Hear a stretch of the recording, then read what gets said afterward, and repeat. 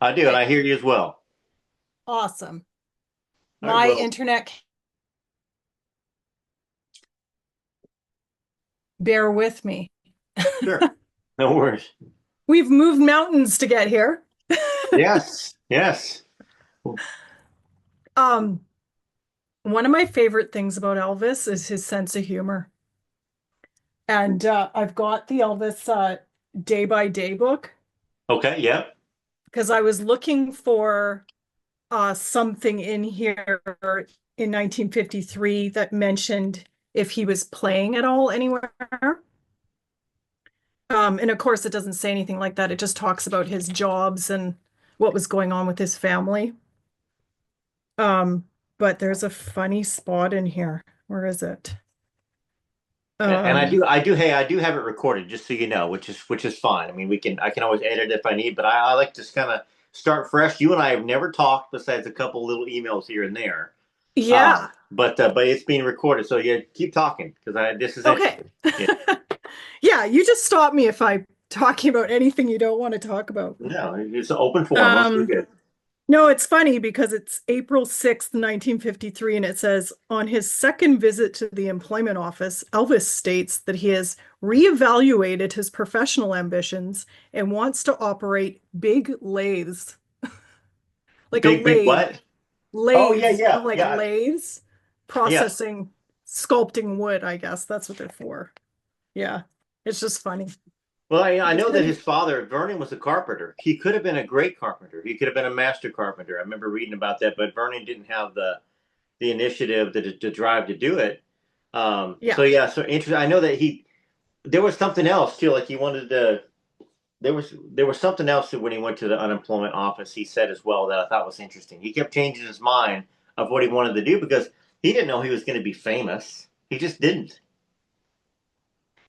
Yeah. Yeah. So I'll tell you how I kind of how long have you been a subscriber? I've been watching your channel ever since I started reading the Lucy and Elvis book, like Are You Lonesome Tonight? Okay. And I started reading that in, oh, I can't even remember when you started reading it. I would imagine November. That Was sounds it about November? right. Yeah. November. Yeah, it was before Christmas because I started reading it and then I came across your channel. And I'm like, oh, this guy Joe's reading this book the same time as me. So I thought it was really interesting. But, yeah, it's funny. Doing research, looking at Google, trying to find stuff, just like you tried to find stuff in the books to kind of match up with the Are You Lonesome Tonight book. I actually saw an article you wrote, and I don't know whether you've written one or more than one on Are You Lonesome Tonight on the somethingmedium.com. And that's where I messaged you, hey, I'd like to bring you on the channel. I wasn't quite aware, I don't think, that you were a subscriber because there's so many subscribers and I like so many comments and I respond here and there. Um, so I apologize that I didn't know that you were a subscriber to the channel already. Oh, no, that's fine. Yeah, I've made some comments here and there on different videos that you've made. I've been following most of the stuff that you've done. I watched almost all of your videos with Derry because I really enjoy how you and Derry banter back and forth. It's quite fun and humorous. Yeah. And I've watched some of the Billy Stanley stuff, also just some of the commentary and books that you've read and just assorted things that you've posted. So it's all really fascinating and I like the angle that you take. You know, you kind of I like the fact that critical's the word, but very thorough about Elvis's history and also his relationship with Priscilla and the nature of that, because I find there's these corners that are really, you know, dug into Priscilla or what they think of Lisa Marie or these sort of very uh static kind of views of things Yes. Well, let me because see. I that's don't. kind of how I think. Let me make sure that I don't have an issue with my internet here. Okay. All right. Yeah, you froze for just a second. And now I know I Did just went. I? Yeah, no worries. So yeah, I mean, and that's just major media. Priscilla owns major media, and of course, I mean, she doesn't own it, but when you're in that higher echelon of a person, a public profile figure, and then they tend to believe more what she writes and says than other people. Even people associated with Elvis that have a different view of Yeah. Priscilla, they don't get the they don't get the exposure that Priscilla's takes do. Yeah. Yeah. So tell me a little background about you. So are you a writer by trade? Have you been a writer? Are you just voicing your opinions out there? No, I've been writing for about 20 years. I'm a published poet books that I sell on Amazon. Okay. I also have been writing Medium articles for quite a while. I don't write consistently on Medium. It's maybe once a month, sometimes less than that. I've written about two or three articles about Elvis, Okay. one about his health injury that he sustained, I think in 1967, somewhere around that. I've heard two different things. I've heard 63 and 67. So I have to go back Okay. and take a look. For some reason, both those years have popped up in things I've looked at. All right, so we're on a different device. So background again, I asked you if you were a writer, and you said you've been writing for about 20 years. You get some published Yes. works on Amazon. Yeah. Did I hear you say poetry? Yeah, I published six poetry books on Amazon. Okay. And then I've been writing articles on Medium for about 2 years, 3 years, something like that. Yeah. I've kind of wavered back and forth between that and Substack. Okay. Yeah, so I write, but I'm also a preschool teacher as well. So yeah, I work at a Montessori school. Well, all of us artists have to have regular jobs unless we're super famous. Yeah, well, you know what's lovely about it is kids, you learn a lot from kids. They teach you about humanity. hmm Yeah, they give you a deeper insight into how we operate as humans, And you know. preschool for the most part. I mean, kids are pretty. I mean, yeah, they probably maybe develop some habits from their parents, good or bad, but they're pretty honest. They're very honest, probably. They're It's, very honest and they they're say quite what they funny. think. Yeah. Yeah, my favorite thing is to sit with kids at lunch and listen to them talk about stuff, tell me stories about their life. It's quite humorous. So Yeah. what part of the United States are you in? The east, the I'm south? not. I live in Canada. I'm on Okay. Vancouver Island. Yeah, so Vancouver I'm Island, cool. yeah, so I'm just for people who don't know, it's an island right across from the city of Vancouver. So the city of Vancouver is on the mainland. So So I'm Vancouver just had a filming, I believe, of a Riley Keough TV show. I'm almost positive that's where she filmed. Uh, she was a writer, and she's investigating a young child like young teen that got murdered among a group of kids. Have you seen that TV show? no, I haven't. Okay, but yeah, it's I forgot the name of it. My wife and I watched it, but I'm almost like 99% positive that that's where they filmed it, because it's based upon a true story. So Vancouver, so you're right across from Vancouver on an island. On an island, Okay, yeah. So I'm just north of Seattle, and then Vancouver's across the water to the east. okay, Seattle's to the south. Well, I guess it's more directly Port Angeles is to the south. And then I'm just north of the city of Victoria, which is the capital of British Columbia. okay. I've Hmm. I've never I've never been to Canada. My 18-year-old son talks frequently about how healthcare is free up there, and You get what so you pay for, Joe. okay. See, that's what I There's said. no I think doctors. I said, but you've got to wait 6 months or for a doctor's appointment or something, or for a surgery. You Well, you know, I can't get a doctor, for one. You can't get a doctor. Some people have doctors, but they've had them for years. And yeah, the medical care is subpar. It's wow, not very good. Yeah. hate to hear that. Yeah, I mean, it's not going to cost you a ton if you get into an accident or have a baby or have a major emergency. That's Um, good.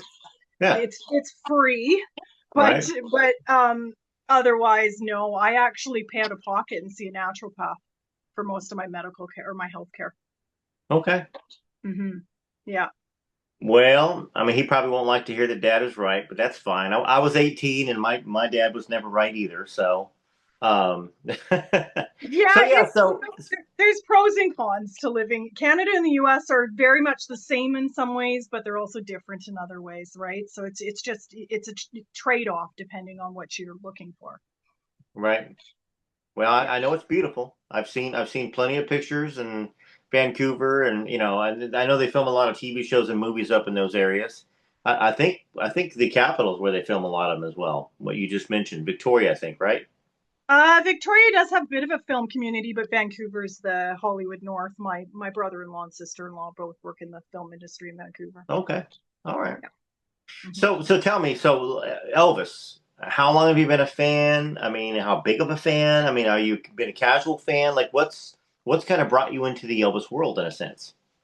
So I watched Boz Luhrmann's Elvis at Christmas the year before last. So Hmm. Christmas of 2023. Um, and I like to research people. I'm really interested in people. So I remember a friend of mine when I was in eighth grade. She was really into Elvis, and she had all his posters on her wall, Hmm. and she had like a calendar and all these things. So I knew he existed, and my mom kind of liked him, but it wasn't really something I explored when I was younger. And so I watched Boz Luhrmann's Elvis, and I thought, oh, that's interesting. I'm going to start looking him up and seeing what he's all about. So I kind of dove into that. And when I really am interested in someone, I kind of go down the rabbit hole and I want to know everything. I want to know what everyone thought of him, what his life was like, what his history was like, what his family was like. So I started just researching everything. Um, and then I came across Are You Lonesome Tonight? And read that, but So I had read about 12 books before I read Are You okay. Lonesome Tonight? So what do you recall what those were? I read the Memphis Mafia book that Red and his friends wrote. I Elvis, think what Sunny happened? was it Sunny as well. Yeah, so I read that one. I should have made a list, but Oh, no worries. Just I read Scotty Moore's book, okay. which was really Uh, interesting. I read Elvis and Gladys. I read Joyce Bova's book. okay. I haven't read Linda Thompson's book. I read Elvis and Me, Priscilla's book. There's more. Okay, no worries. Hey, Yeah. that's a good chunk of them. They read off the top of your head, and and there's a couple I haven't read. I haven't read the Elvis and Scotty that book, and I haven't read the Joyce Boba book yet either. I've got it on the shelf, I think, behind me. I think it's back there somewhere. Joyce's book is interesting and it kind of gives you a bit of insight into what was going on when he went to Washington, like when he went to DC.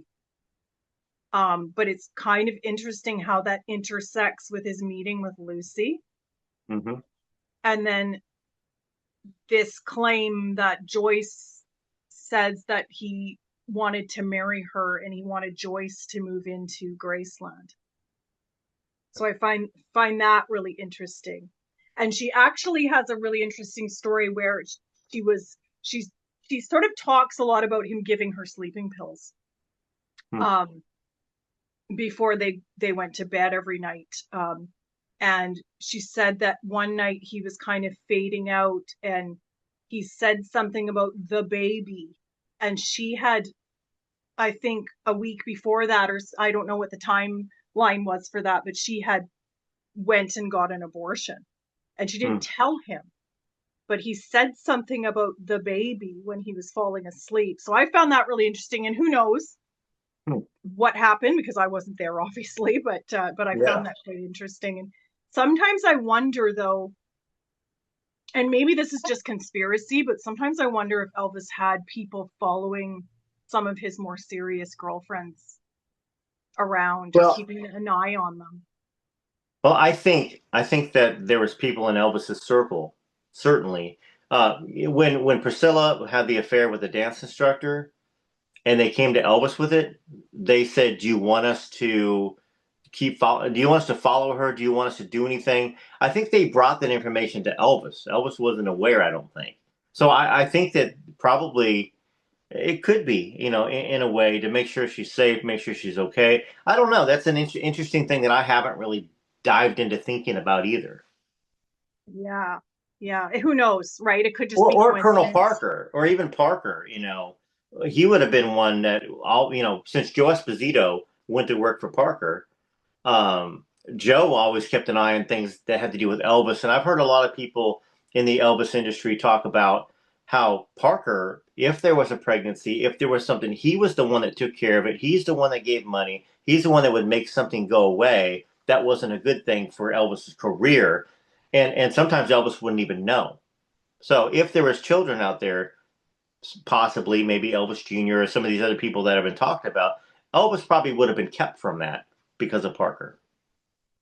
Yeah, I have an interesting take on Philip Stanek, who is Elvis Presley Jr. I can either wait to chat about that or we can talk about it now. We can talk about it now. Yeah, it's I mean, we're kind of on the subject, so Um, might as well.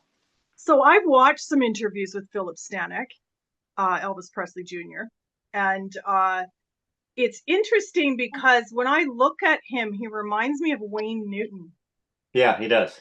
He Yeah. looks like Wayne Newton, and sometimes I wonder, and he's quite an articulate, calm, he seems to be a very level-headed guy. But I wonder if he was lied to possibly when he did find out about Elvis being his father or supposedly being his father. Like I wonder if that was even the truth, right? Well, the story was there was a girl that was in Paradise Hawaiian Style, I believe, that was his mother, Yeah. right? That's the one, I think. And the mother is the Angelique one. Pettyjohn. Yeah, Yeah. and the Pettijohn. And then I guess she got adopted. He got adopted out to a carnival family. Now, that's the part to me that would ring some truth. Who knows about the Carnies? Colonel Parker knows about the Carnies. You Yeah. know, who would somebody maybe go to that says, I'm carrying Elvis's child? They would go to Colonel Parker more than likely because Elvis was not available to go to. But Colonel Parker had offices in Madison, and he would answer him and his wife and his secretaries would answer the phone. He was available. So, I mean, it has a ring of possibility in my mind because of that, just that aspect right there. Yeah. Yeah. And do you know when Philip Stanek was born? I feel like he was in his 60s, maybe 66, 67, 65, somewhere around there. Okay, so It would before have to Elvis be. was It would born. have to be because the Paradise and Wine Style was after Blue Hawaii, and it was after. I think that was shot in 65, 66. I think. Right. And so, but Angelique Pettyjohn was also a burlesque dancer. Hmm. And Okay. it's possible that she was in Las Vegas moving around in Ah, those circles, right? So would she have known Wayne Newton? interesting. I'm gonna. I'm gonna. Well, so that's kind of your theory is that maybe you think that she might have had some sort of an affair with both Elvis and Wayne Newton. Hmm. I'm thinking yes. Interesting. Yeah. Well, I'll Because tell you what. he really looks like Wayne Newton. Yeah. Well, let's see here.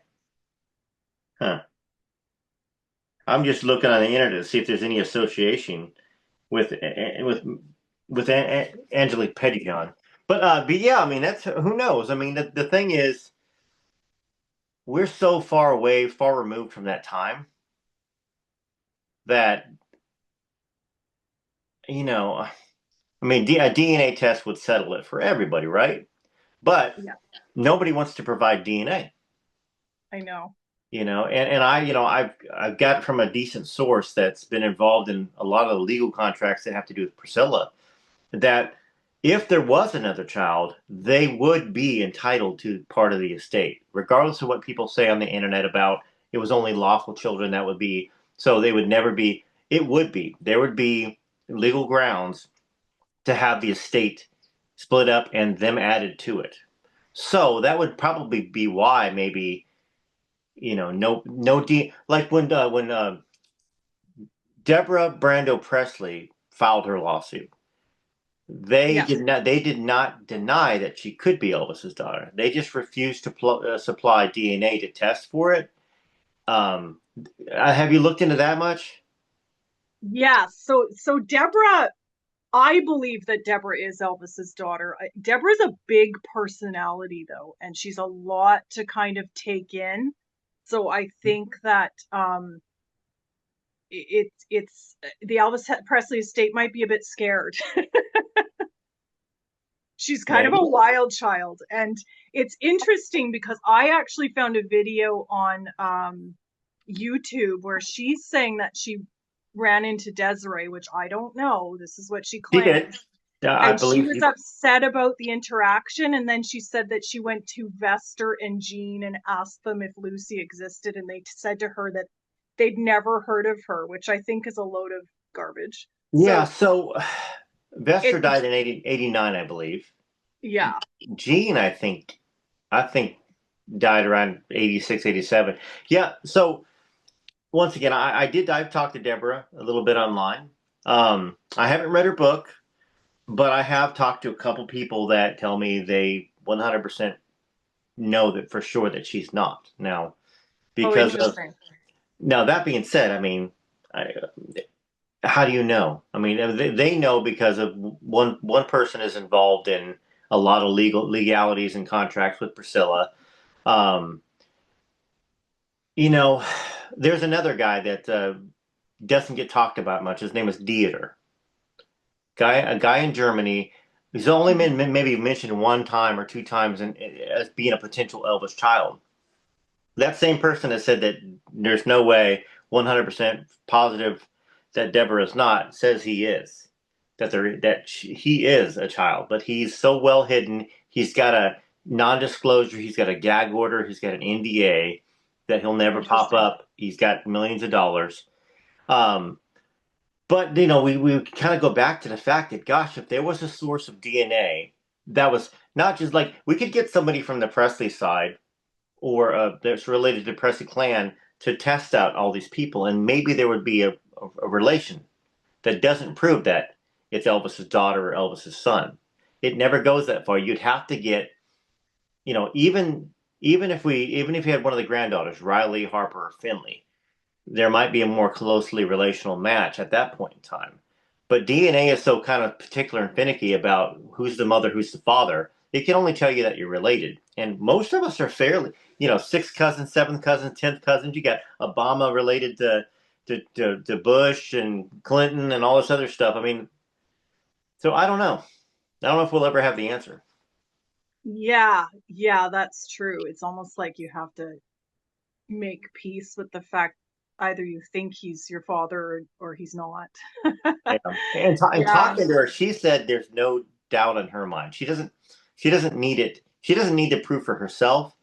But I think she does a little bit too. I think she does. I mean, the one time I did talk to her, I think that it would be nice not to be told that she's a liar or that her mom was a liar. I think that's the big thing that would eat at anybody. you're talking about Deborah. About Desiree, actually, on her Oh, side. Desiree. Yeah. Yeah. Yeah. Well, I think Desiree is. I don't have any question about that at all. The other three who claim that are well known, besides the man from Germany, I have doubts about all three of them.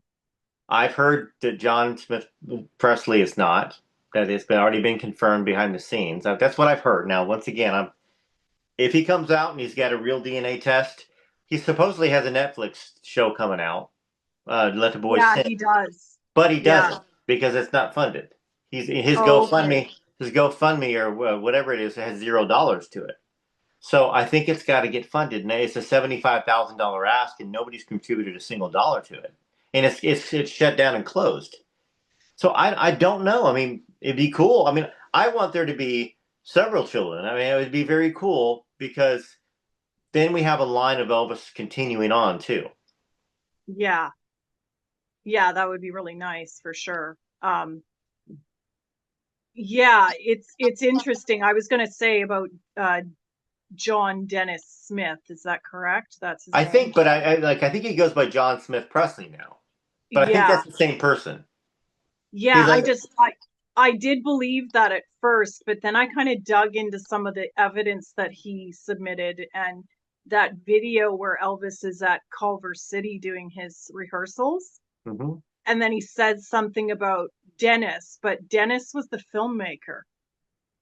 That man, his name is Dennis something. I can't remember what his last name was, but I believe that Elvis was talking to the filmmaker and he was claiming that Oh. he was using his middle name and that he was there. No, no, that was It's like, that's such a see that is suspect, and that's I mean I would be suspicious of that too.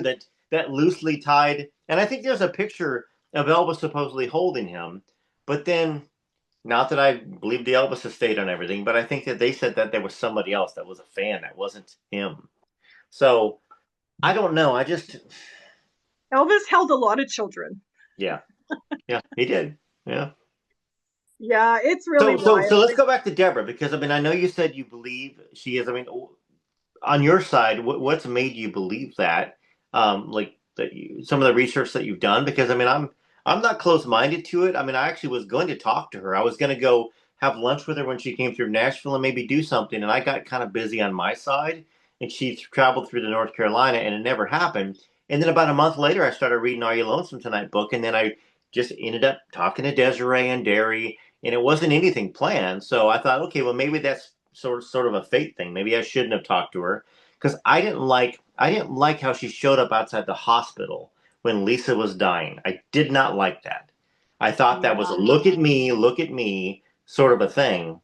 And Yeah, I Deborah could not like me if she does listen to this, but she's kind of lacks some boundaries, in my opinion. Like, that's not appropriate by any means. Yeah, it's not appropriate. yeah yeah. I mean, if you're gonna show up, don't get on into the cameras and say, you know, my sister's inside and all this other stuff.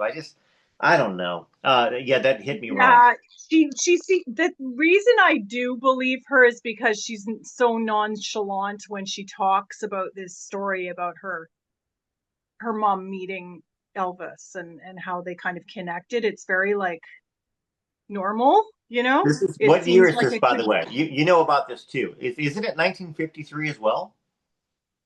Yeah, yes, it was. But she said that he was at some recording studio in South Carolina recording jingles for this company that he worked for, the I think it was like the tool delivery company that he worked for. Hmm.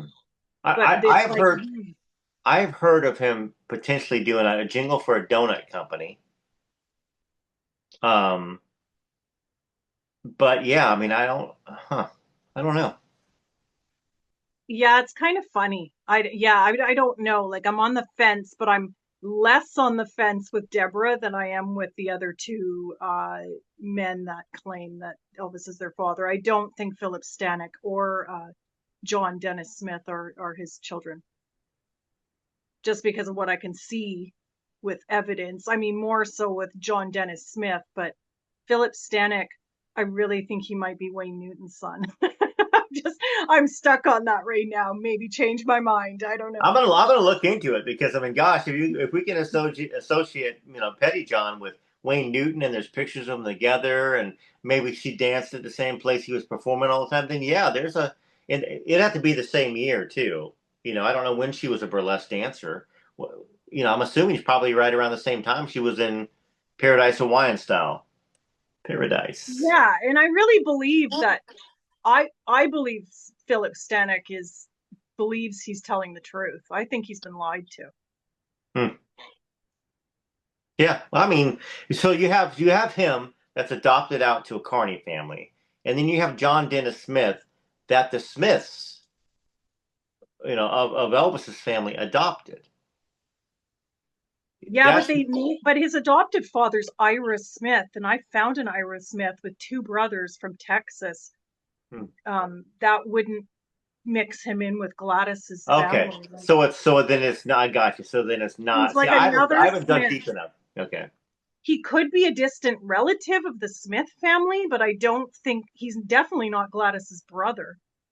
Okay. Yeah, well, there you go. See, I haven't looked into it deep enough to tell you that, and but you know. Yeah, so back to Paradise of Wine Style. That's 1966.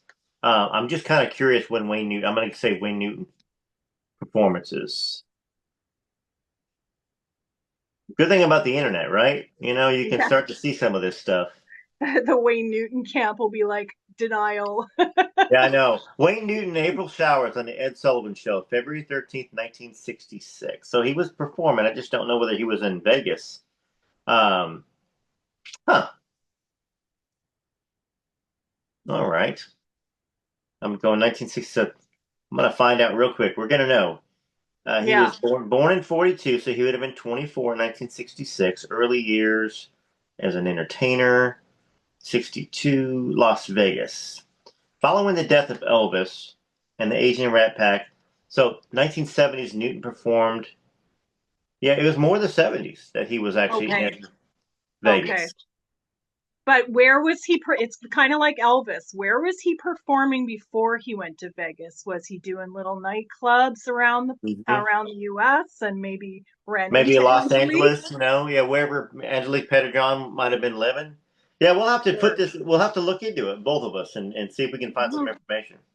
Hmm. Yeah, yeah. It's just those eyes and his hair and his face structure. It's just I was watching an interview with Wayne Newton one day, and he was talking about his friendship with Elvis, and I'm like, oh, he kind of Philip Stanek kind of looks like Wayne Newton. Huh. So yeah, I found that really fascinating. Yeah, Elvis's family is quite fascinating.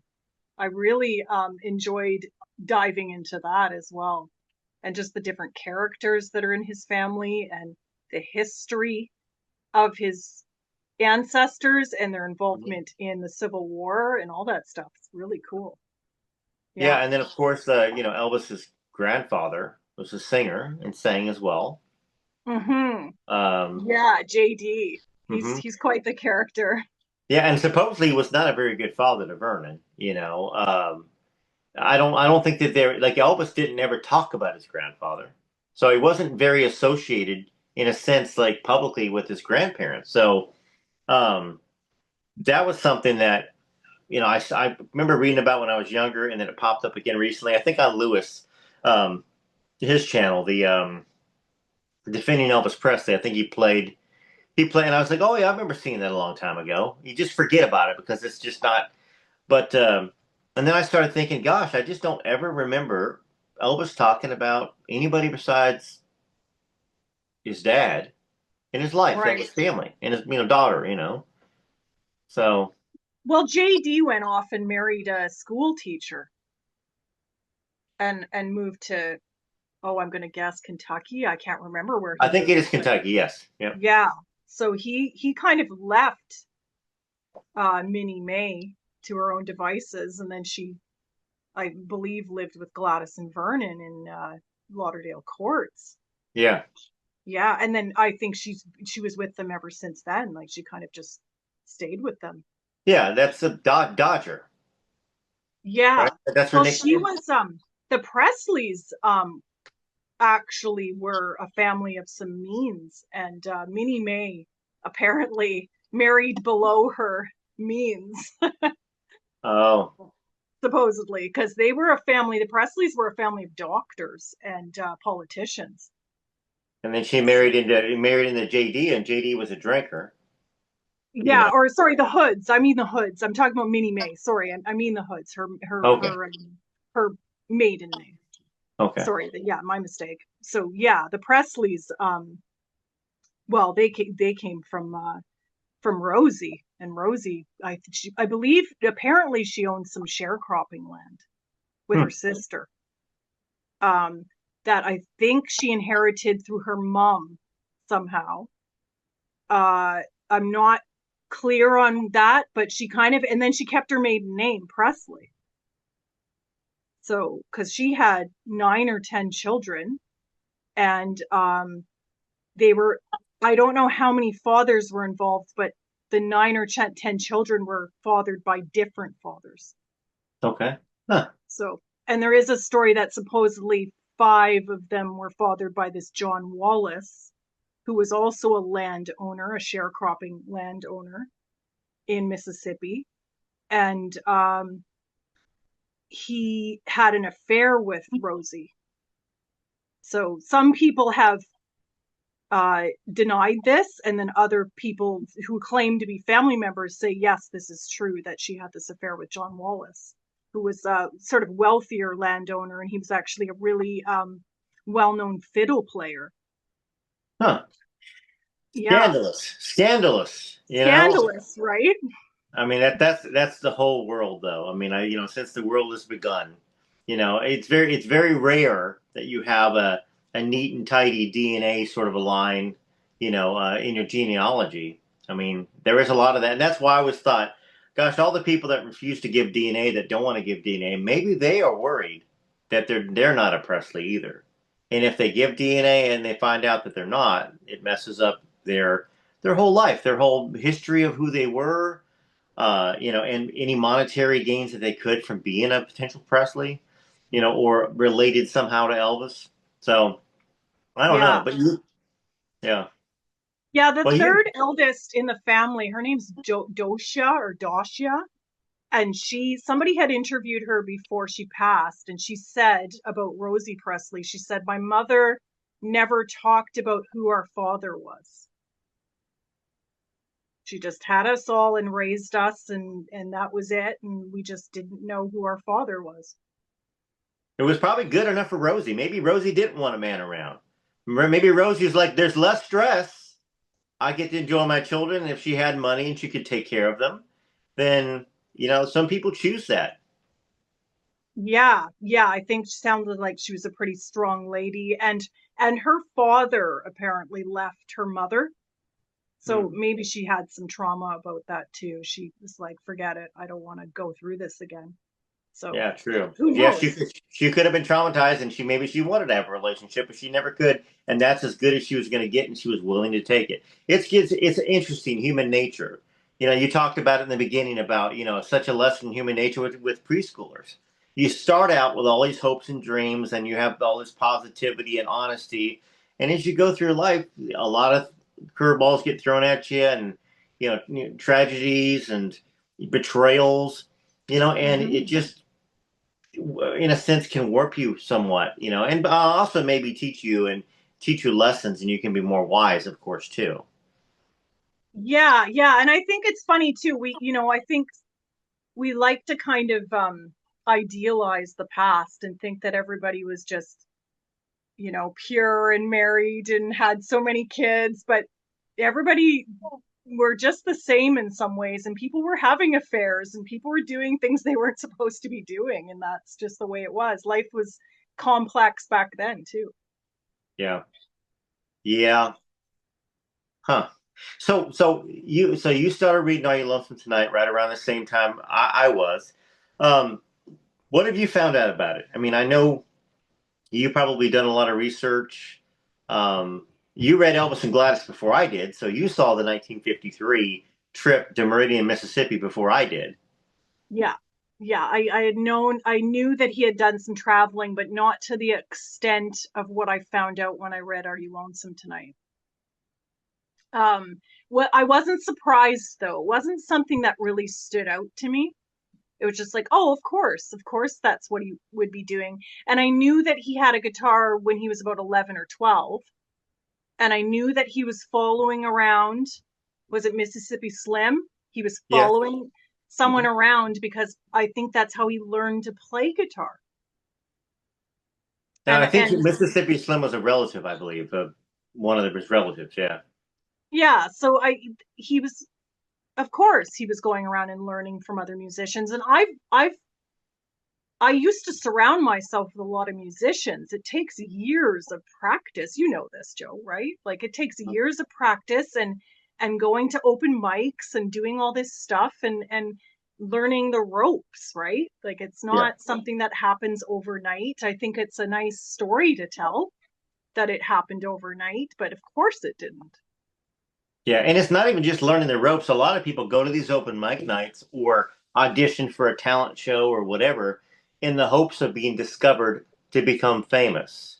That's a big thing in Nashville. It's always been go to open mic nights. You might see a hit writer. A hit writer might see you, pull you aside and say, I got a song perfect for you, or go play at the bars of at Broadway. Maybe somebody's down there after work on Music Row and they'll see you and discover you. So it's the same thing that Elvis went through in the early 50s.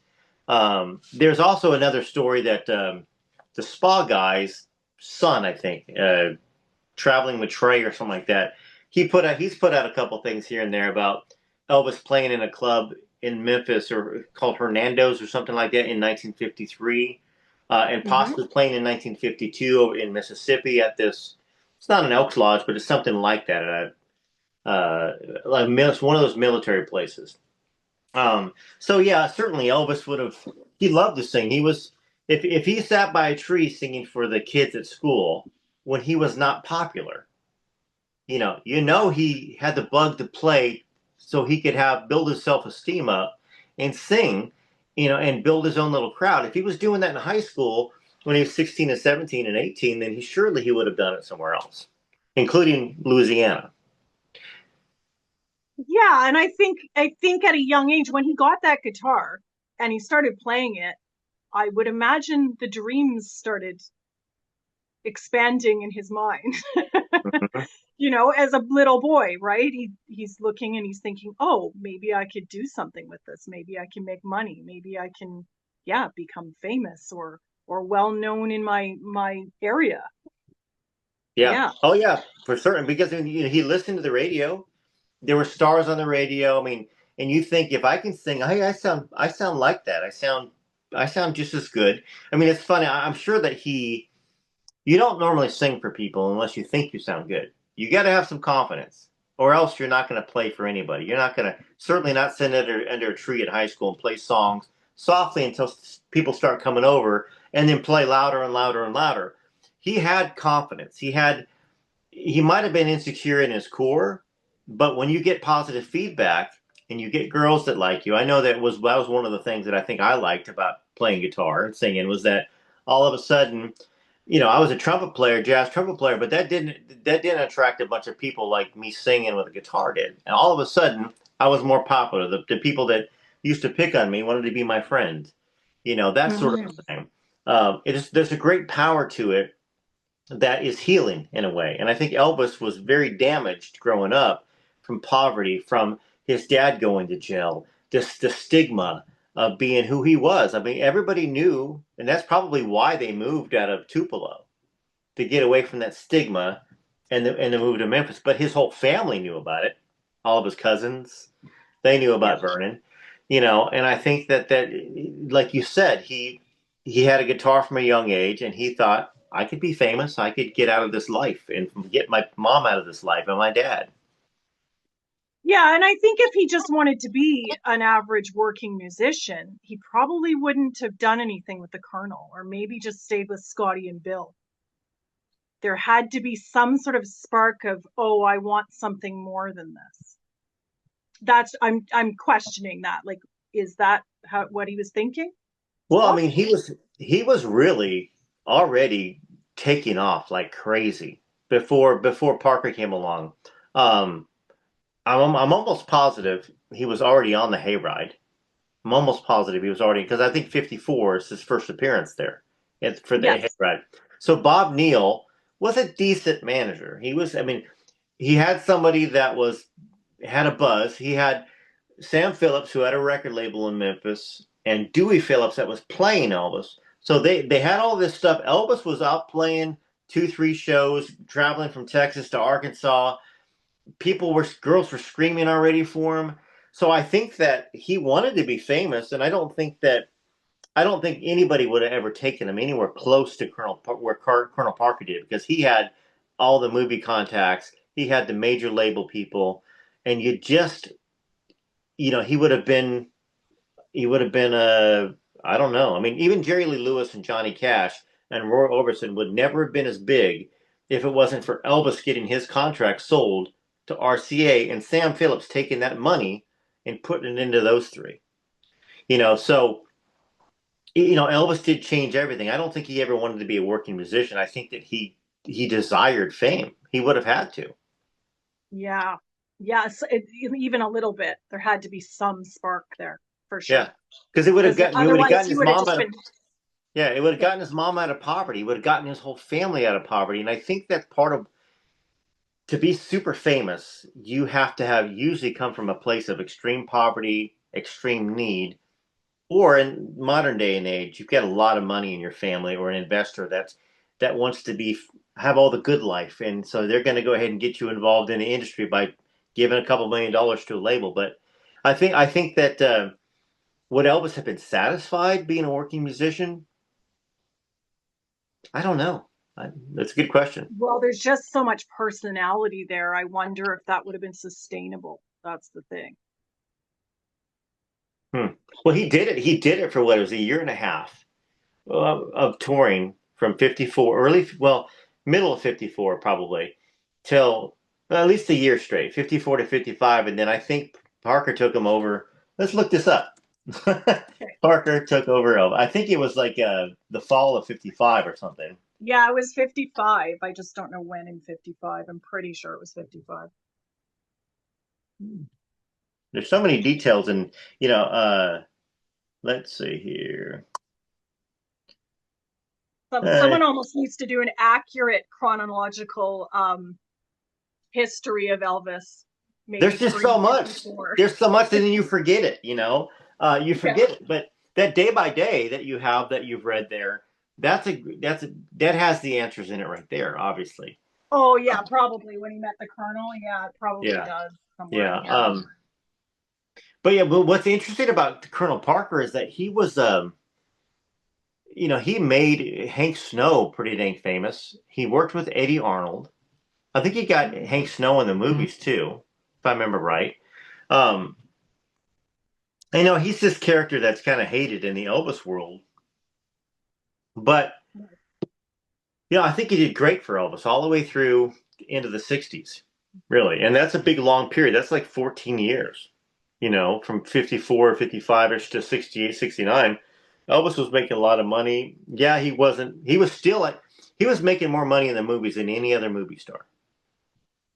Yeah, So and it was new territory to navigate as well. So yeah, that's the thing, right? Because I think previous to that, well, I don't know much about the music world, but I know Hollywood, you were sort of hooked up to a studio and that was it. You did a ton of movies for one studio and then maybe they'd share you with another one, but that was your career. You didn't really have a lot of freedom. yeah. Um, and then musically, you would know more about that. I don't really know much Yeah, about. then the music, all the music stuff. That's the one thing, the one place where Colonel Parker, they made more money taking mediocre songs. They made more money because the soundtracks were going to sell, whether it was a great song or not, because the times were changing. Elvis was Elvis. He had the British invasion in 63, 64, Herman's Hermits, all the other stuff that was out there, the Monkees. Totally different than Elvis music. That's what was actually selling a lot. But they knew that the Elvis fans would love Elvis, and they would want to have a memento from Girl Happy, from GI Blues, from Paradise Hawaiian Style, and it worked for quite a while, and it was every single movie was very profitable, even towards the end. It's just Elvis was bored to death, as he should have been, but he also had Yeah. all this vacation time. You film 3 movies a year, and you spend maybe a month on them, maybe. So you got 9 months off. You worked for 3 months, and you're making more money than anybody in Hollywood. Yeah, that's the catch, right? Because then when he started touring, he was tired. Yeah, And Europe would have been exhausting, even though it would have been rewarding in its own way. It was yeah, a big deal, and the Colonel's right, or was right. It would have been very expensive for him to do that. So yeah, it's unfortunate though. It's like Elvis was caught in the middle of two generations. Because once you moved into the late 60s and you had um the Doors hmm, and I'm my train of thoughts going, but you know what I mean, all the bands at yeah, that time, Led Zeppelin and all these really big rock bands and arena shows. It started to get way bigger than what Elvis could kind of do with what he had, I think. I think Las Vegas was maybe, he could have done concerts, I guess. He would he have been at that caliber though? Would he have been like Led Zeppelin, right? So it's Well, if you think, are you talking about the late '60s, like when he was still doing movies and there was people touring? Because yeah, well, I, I'm talking more like 68, 69, 70, Woodstock, I that got kind you. of So, era, right? Like how would he compete? Like he didn't have to compete with that because he was an original, but um how do you navigate that? That's a hard thing to navigate. well, here's the interesting thing. So obviously he went to Vegas first. Colonel Parker set that up for him to play at the International in '69 and '70. Um, I think that those those groups that you talked about, even though they were famous and they had hit songs and all that stuff, and they were at the forefront of music, they didn't make a third of what Elvis made when Elvis was in Vegas. They made less money, which means part of that is ticket sales. The ticket sales weren't as much. Yeah, I think Elvis pretty much. I think that he did as much as he could in Vegas. And then when he went on the road, he was sold out 16,000, 20,000, 18,000. Um, I just think that Europe, like you said, would have been very beneficial for him. But at the same time, Elvis was getting death threats every show. That's the other thing that doesn't really get considered here. What's the most secure nation in the world? For the most part, is the United States. People would beg to differ lately with the shootings and all the other stuff that happens. But you have security, you have trust in, and if you went to and played in 120,000 seat Wembley Stadium or whatever like that, and Elvis would have filled it up. How many Yeah. crackpots would have been there thinking they maybe could kill him somehow? Yeah, I could see the concern for sure, and it's a big deal. And did the colonel even have contacts over there? That's the thing. He wants to control the business end of it, and could he have if he went to Europe? Yeah. Or and So there's a also lot was of like moving parts with that whole Europe dream that he had, and it's sad that he couldn't have done that. But it's more complicated than what meets the eye, right? So Yeah, because Colonel Parker, we know he was an illegal citizen, but he did marry somebody from here, which made him a legal citizen. People forget about that. He's married here in the States, and he should have been able to leave, but then people think that he might have been involved in an unaliving, and yes, yes, I'm and aware of so that. was he afraid to go out of the States thinking he might get arrested? Because they didn't have the internet in '69 and '68 and '65 and '72, so you didn't know what was known as much over in there in these small towns. Maybe somebody knew Colonel Parker had done it, and if he ever gets over here, we're going to arrest him and put him in prison. So many dynamics that we'll never have straight answers for, just Yeah, questions. yeah. But it's that 68 special was like Oh yeah, you realize the power of his talent, and then it's he could have been doing that for the entire 60s. yeah. But Yeah. I mean, I guess he could have. I mean, he was set up for it in a sense. I mean, in order to do a performance like he did, which was probably one of the most amazing, probably the most amazing vocal performance. My wife and I watched it a month ago, month and a half again, and just the rawness, the passion, the need in his voice, not just to prove himself, well, to prove it to himself. And he was singing for his life in a sense. I don't know if Yeah. that wouldn't have happened in '63 or '65. He wouldn't. No, no, yeah, and that kind of it coincides too kind of with him finding Lucy again. Yeah, Like have that's you true. if you watch I pointed this out to a girlfriend of mine. If you watch Trying to Get to You, his performance in the 68 special, Hmm. I think that's all Lucy. Yeah, Because that's a I can see that pretty too. wild that's a pretty wild performance. Then he's got Scotty's guitar. Right. He took Scotty's guitar. Scotty writes about that in the book, how he took his guitar on stage and he was very hesitant to give it to him. Well, the thing is, I mean, he didn't quite know. I mean, Elvis. Elvis was voted the best guitar player of 58, 59. All these magazines, he's the best guitar. Elvis can play great rhythm, but I don't know if Scotty was thinking, gosh, is Elvis going to be able to play this lick? Yeah. And Elvis played it great. He played it Yeah, great. He was, yeah. yeah. Scotty was very protective of his guitars apparently too. So Hmm. because he liked to have really nice ones Well, and I'm keep sure them in Elvis pristine. would have bought a new one if he would have broken it Yeah, somehow. yeah, yeah, absolutely. Yeah. So that I found that story interesting, and then he had that when he played Trying to Get to You. Yeah.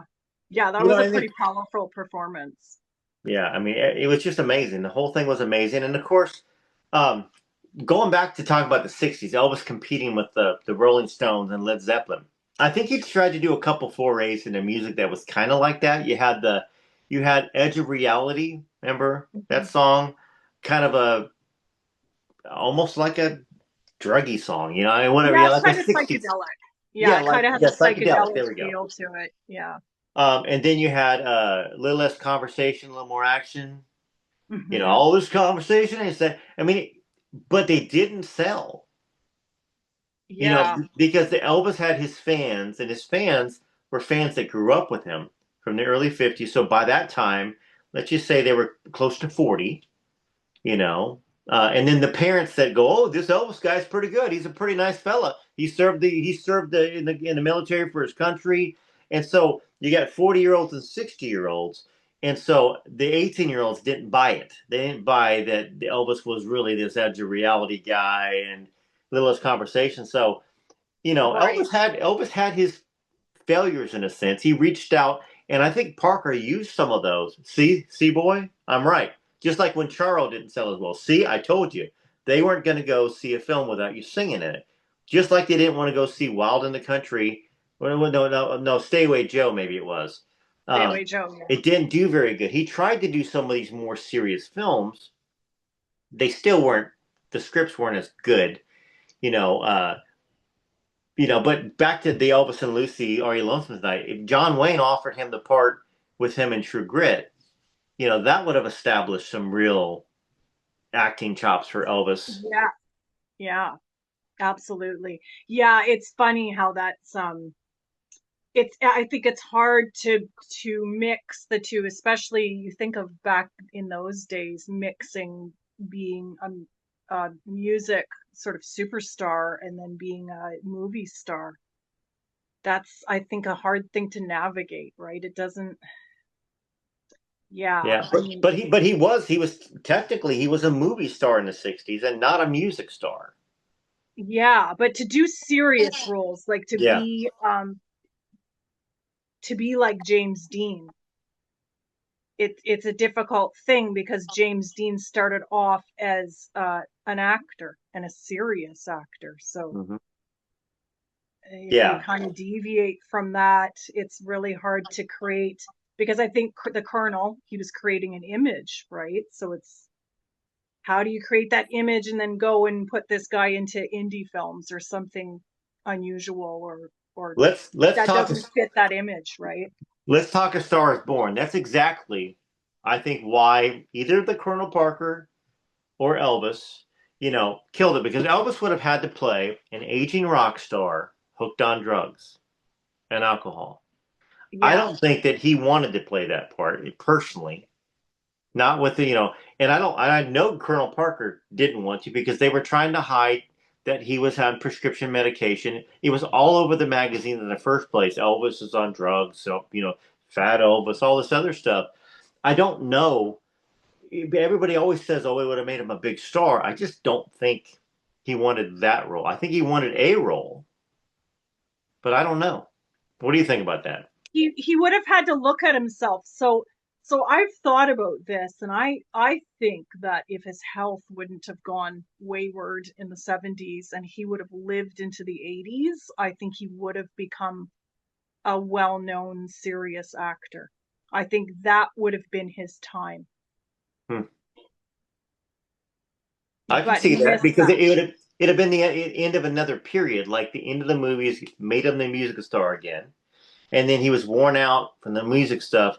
He would have. You're right. He probably would have said, "Okay, let's get back in the acting, even if it doesn't make money." But here's the problem with Elvis. Elvis spent so much money. He gave so much money away that he was never in a Billy Stanley said he had 5 million bucks in the bank, which was a lot of money back then when he passed away. But I don't think he had 5 million bucks in the bank at the end of '76. He No, he got had it, to borrow money. huh? He Well, had to borrow he was money. borrowing money. Yes, borrowing money. And he only reason he had that kind of cash, that money, was because of the TV special, the CBS special they were filming in June. So he was always broke, always going broke, and that's why Red got he let go, and Sonny got let go, and Dave Hebler got let go, and all those guys were getting let go all the time. And in Are You Lonesome Tonight, he said, "Changes are coming. I'm going to let go more people. I'm going to get people out of my life," because I think that he knew he had to maybe to make the move to go play in Europe and then maybe become a movie star in the '80s, like you said. He knew changes had to happen. Yeah, yeah. And it kind of goes back to that poverty mindset. I just don't think he knew how to manage money because he never had any money and his parents didn't have money. Yeah. Vernon was particular about money. Um, but perhaps that might have been passed down from Minnie May and the Hood family. I'm not sure, but it could have been an anomaly too. Like, who knows? Maybe it just in theory, Vernon was particular about money. Would Vernon have been able to manage his money if he had full control of it? I don't know. And I don't think Vernon had full control of Elvis's money. I know they had an accountant during those periods Yeah, too. But and Vernon was always scared. That caused that fight in 1970, I guess, when Elvis went to DC because they were fighting over money. hmm, That's why he right. left stormed at him and Priscilla and Vernon. Um, so yeah, that poverty mindset is, but at the same time, talking to Billy Stanley, he always said that Elvis said, "You know what? I make a lot of money. God will keep blessing me." That's why I know he tithed at least 10% of his money, if not more. He probably gave away 15, 20% of everything he ever made in gifts to people, buying the guy the Hmm. house when he was with his uh, music producer in Hollywood, or director, one of those two. They needed money for a payphone. Excuse me, I have to edit me choking out. Just put they it in. It's all natural. yeah, they exactly. I won't edit it. It stays. Cut. No, anyway, so they borrowed some change from some guy in the street, and Elvis said, "Hey, make sure you get his address or his number." And then Elvis paid off the guy's mortgage for lending the Yeah. whatever it was, $1.20, $1.50 of change for the payphone. That sort of behavior would have scared Vernon to death. First off, what's this? What's this $60,000 that just went out or whatever like that? You Hmm. know.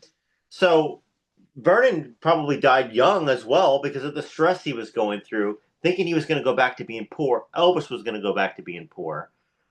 So I don't know. I don't know what Elvis could have, if Elvis would have been able to stop spending and then take some roles that might not be profitable and that might not be guaranteed money like he had in the '60s. Well, you know who was really good with money? Lucy. Ah, there you go. This.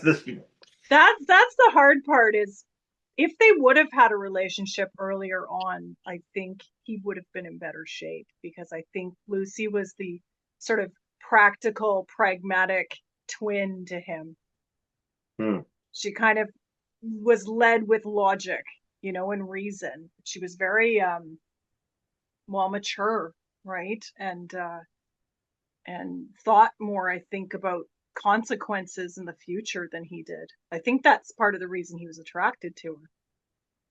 Opposites attract, right? Yeah, I mean, they were a lot alike in some ways, but they were different in more practical life ways. Yeah, yeah. I You mean, know, they both loved fashion and entertainment in a certain way. I mean, Lucy thought differently about that, and they were both interested in books and knowledge and all that kind of stuff. But yeah, they were different in how they approached life.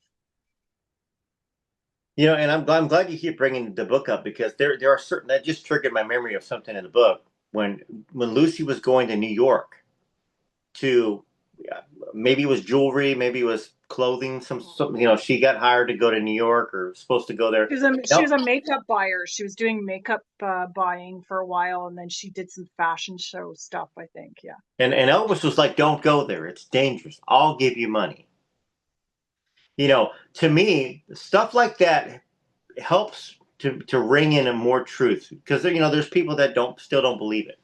You know, Something like that it's in Elvis's character.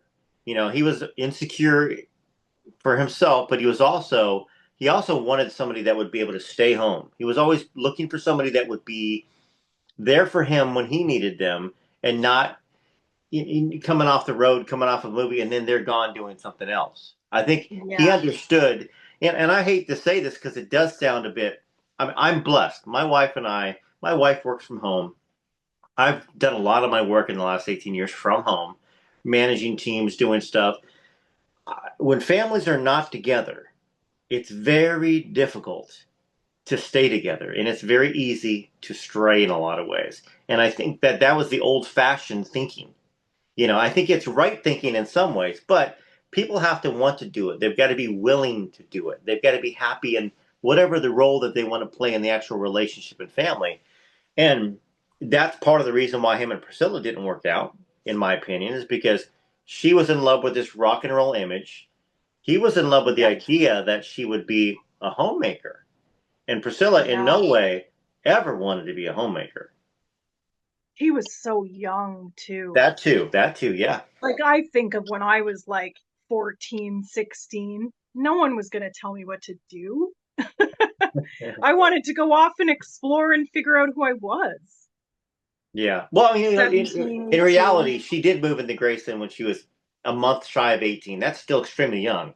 18 is still young. I mean, same thing. You remember when you're 18? I remember when I was 18.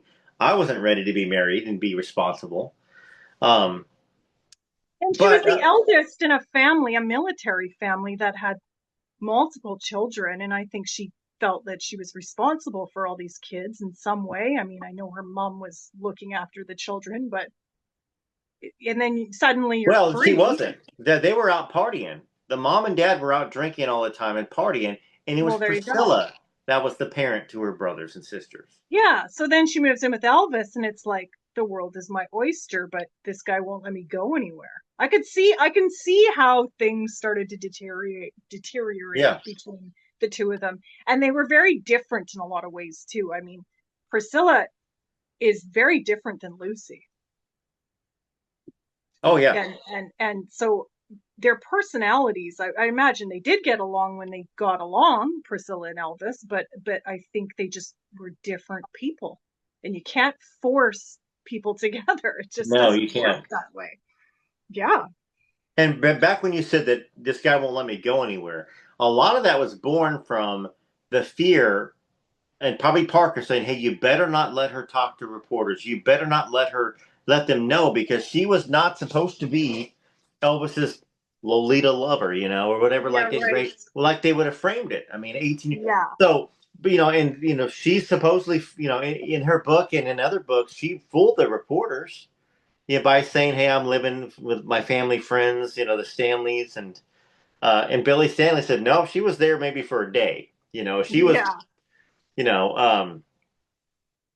So yeah, I don't know. It's just very interesting. Elvis is such a complex. His life, every section of 1 year, 5 years, 3 years, is all complex.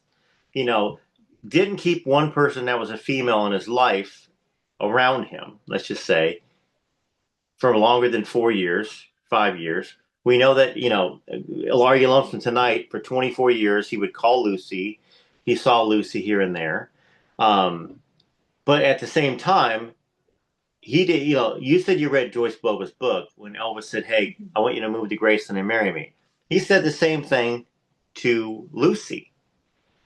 Yes. So now here's the thing. Joyce Boba's book was written in 1997, I think, or even later. Do you have a copy on you? It's after Are You Lonesome Tonight? It's after Elvis and Me in 85. Elvis and Me was 85. Are You Lonesome Tonight? 87. So Joyce Boba, once again, I haven't talked to her, But some that could have been grabbed 1994. I'm sorry. So it was written in 94. Um, Yeah. so 7 years after. So could she have grabbed some of the information that was out there and said, "This happened to me too"? Just like she said that Elvis didn't want to be with somebody that was a mother because of what was in the 1985 book, Priscilla and Me. We know that there can be some copycat writing, some copycat ideas. I don't know whether it's, I'm just Sure. No, I guessing. get that. People get ideas in their head, right? Yeah, it's interesting how that's, yeah, but even with uh Dixie Locke, he kind of met her around the time that he was already involved with Lucy. And And then he what is was, it? Do you know the time frame? Do you have that in at hand, like when he met Dixie? yeah, yeah, it's in the day by day somewhere where he met Dixie. While you're looking it up, so to refresh everybody, with Lucy, we don't have an exact date for when they first. We don't know whether it was before the grand opening of WKOE. Like it could have been June, could have been July, August, September, October, November. It probably wasn't November because Lucy wouldn't have been doing a photo shoot at the zoo in November. I just can't see that. Maybe, you know, she wouldn't have been out for a horseback ride. It would have been cold. So I thought Tennessee, that was odd too. Yeah. so it's got to be October, September, August, July, or June. Those months is when they would have met, right after I graduation of high school. Yeah, I thought that was odd too that she would have been at this photo shoot in November. Yeah, because it didn't Um, say November. It didn't give a date. That's what I'm saying. We don't have an actual date in Are You yeah. Lonesome Tonight? So you have to kind of guess. Like, when was this party, this Governor James No party? It was outdoors. It would have to be the fall, probably. Yeah, yeah, and I think Lucy does, or Derry has put that in the book. It just says the fall, Okay. Mm-hmm. 1954, or whatever year they're referring to. So it says Sunday, January 24th, 1954. 14-year-old Dixie Locke, a sophomore at Southside High, notices Elvis at church. Okay, so that's after Lucy. That's Yeah. after Lucy. Yeah, because Lucy they started in 53, and then, and then, yeah, so that's after Lucy. When was Denise born? The third daughter, Lucy's third daughter. Do you know when Denise was born? I feel like 55. 55. So maybe Lucy was pulling back at that time, and so he got involved with Oh, yeah. Dixie, and then kind of was like, well, let's get married. He fell in love easily, this guy. Not saying that I think That's the truth. Yeah, him and Lucy's relationship was special, but I think he fell in love. And actually, there was a young girl that claimed when she went to grade school with Elvis that he was Mark. always trying to flirt with the girls and talk to the girls, and they just wanted him to go away because he would follow them around. Oh, well, I know he took the wedding certificate of Vernon and Gladys and made a wedding certificate for him and I think Marguerite back in grade school. Okay. So he was always in love with love. And even when he was dating Dixie Locke, I believe he was dating Barbara Hearn as well, her friend. I think Yes. that's the thing. So it's not like Elvis. Now, dating nowadays, you date somebody, everybody assumes, okay, you're dating and you're sleeping with them. That's the Yeah. assumption of 2020, and it's fairly accurate. But in 53, 54, 55, dating somebody, you might have kissed, you might have held hands, but you usually didn't go past, if Elvis was looking for a certain type of girl, which everybody always said he did. Are you a good girl was one of the things he said because he didn't want to devalue Yeah. somebody. Yeah, those were the times for Yeah. sure. And it was more like how children in maybe grade 5 or 6 date nowadays. Yes. Yeah, Like hold hands and go maybe to a movie. third and fourth grade. I mean, you have to say third and fourth grade because Yeah, it's I getting guess worse. it's changed. Yeah, yeah. So But yeah, so it was you didn't do those things because then you would kind of tarnish yourself from being married and yeah, being a respectable woman around town. Yeah, absolutely. I think and Elvis had his ways though. sure. I mean, it's so difficult because it's funny. We have a child that we know, Lisa Marie in 1968. That's what we know. If we everybody says she looks just like Elvis, so we shouldn't doubt that. But prior to that, we have a lot of people like in that Loving Elvis documentary. Have you seen that? No, but I've read Alana Nash's book, the one about the all the women that talk about being involved with Elvis, sort of about Yeah. it's just like a book about his sex life, pretty Okay. much. Okay. Yeah. Yeah. Yeah. And of course, on the Loving Elvis documentary, a lot of the girls wouldn't say what they did, how far they went, whether they actually completed it with Elvis. So it seems like nobody's ever said, yes, I slept with Elvis from the early 50s. June didn't say it. Yeah. She said she didn't, I think. Uh, Dixie Locke, no. Barbara Hearn has not said it. Um, you know, the early Anita Wood, no, we didn't. Yeah. Because saving it. So I understand skepticism for some of the people that said, "Oh, Elvis didn't. There's no way he." But at the same time, gosh, I don't know. I mean, I think that I don't know. It's If you difficult. did, wouldn't talk about it You wouldn't talk because about it that exactly. wouldn't have been good, right? It would get around town very quickly. Yeah, I think people forget too how small towns were back then. Yeah. They weren't And if sort of you these. did something, that daddy of that girl or that brother of that, that's why a lot of guys were always trying to come after Elvis. Maybe because maybe he did have some that the girl said, "Hey, let's." Oh, here's a little story which I might have shared a couple times here and there, pieces of it. But my old music manager, Merle Kilgore, wrote "Ring of Fire," "Wolverton Mountain." He was the guitar player for the Louisiana Hayride. Okay. Um, and so he went on tour with Elvis, going out and playing these little one nighters out in Texas and Arkansas, and so they were friends. And Merle took Elvis over to his house to meet Merle's mom, who was also Merle's mom was Gladys as well. Elvis's mom is Gladys. Merle's mom is Gladys. Got But it. Yes. Yeah, I'm familiar with that. yeah, but they went out on a double date once, and they stopped and got some cheeseburgers, and Elvis got extra onions on his. The girls didn't want any onions on theirs. They go back to the place, the girls' place, or wherever they were staying. I don't know where it was at. And Elvis said, you stay here. I'm gonna go upstairs." And Merle and the girl were making out in the back seat, and all the windows are all steaming up. And he said a little while later, Elvis came down and knocked on the windows and they roll the window down, and Merle rolled it down. And he says, "She wants you." And Merle's like, "She wants me upstairs?" And because he's making out with the girl in the car. He goes, "No, not you, dummy. She wants her." And so the girl went upstairs. Elvis drove off. They went back to the hotel. Elvis is upset. He's not talking much at all. And Hmm. so anyhow, so I guess he went to the hotel phone, wherever that was, and I don't know if they had phones in the rooms at the time or not.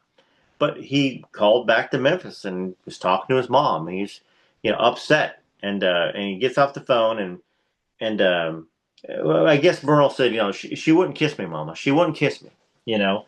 Um, and gets off the phone, and Elvis is pacing across the room like a tiger. He will not sit down. He just and Merle goes, "You ever stop to think why she didn't kiss you, Elvis, or why she didn't want to kiss you?" And Elvis was like, "Why?" And he said, "What did they not want on their cheeseburgers?" "I don't know. Yeah. They didn't want onions, and you got triple onions. Nobody's gonna want to kiss you, Elvis, with triple onions." Oh, that's And sweet. so it settled him down. He said, almost like a baby. And he laid in. They both shared the same bed back in the day. So back in those days, you slept in the bed. He laid Yeah. down. He was asleep in 5 minutes. So Elvis was insecure at his heart. He wanted everybody to love him. I think we see that on Yeah. stage. Um, Hmm. and some of these girls, they would have gone all the way with him. And it's hard to imagine a raging hormone 18-year-old, 19-year-old not if you're going to go to second and third base, like he's Yes. been here, like he was known to do, it's just a 90. It's only 90 feet to home base from third base. Yeah. So Yeah. He was very, it's interesting. He was very romantic, and I think he had these big ideas of romance. It's just like when they talk about him and Lucy talk about El Lancelot and Hmm. Desiree, this sort of meeting of, star-crossed lovers or something, right? Like he really was, I think he bought into that dream, and I think I think that his feelings for Lucy were very genuine, but there was also this kind of dream in the back of his head too, and that kind of sustained him as he continued to pursue the relationship with her over 24 years. Because Yeah, that's a because he big deal to sustain a relationship with somebody over 24 years when you don't even live with them, and it's kind of this on and off meeting in hotel rooms and at parks. Like it's, yeah. and there had to be a certain power, not an abusive power, but a certain power to somebody that when you called them, they would listen to you, they would console you. So you feel like that feeling's never gone away from 1953 to 1954 to 1956 to 1957. She is the same towards me before I was famous as she is now when I'm super famous. And she's even willing to, tell me to take care of myself, that she know. So she was honest with Elvis, and Elvis never seemed to get mad at her about it. He would deny some certain things, but he never.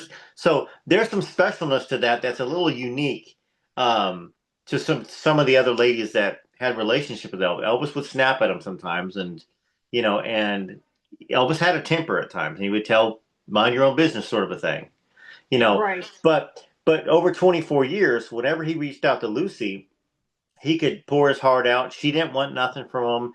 That's a very powerful aphrodisiac to a person who cares about somebody being around me for me.